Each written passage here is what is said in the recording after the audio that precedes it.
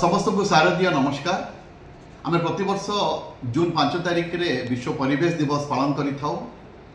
चलित वर्ष जून 5 तारिख रु सेप्टेम्बर 30 तारिख पर्यंत समग्र भारत वर्ष में एक पेड़ माँ के नाम कार्यक्रम द्वितीय संस्करण बलवत्तर रही। ओडिशा सरकार यही समय अवधि रे सेप्टेम्बर 17 तारिख गोटे दिन में 75 लाख वृक्षरोपण करिवार एक अभिनव परिकल्पना करिसेंती।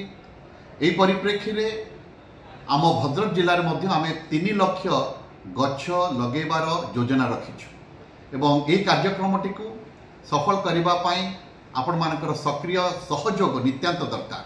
आपण माने निज अंचल रे निज बाड़ी बगीचा रे किंबा आम सहित मध्य विभिन्न स्कूल कॉलेज माध्यम रे विभिन्न सरकारी जगह जो वृक्षरोपण कार्यक्रम सेप्टेम्बर 17 तारिख में अनुष्ठित हेबो से सामिल हो पारे।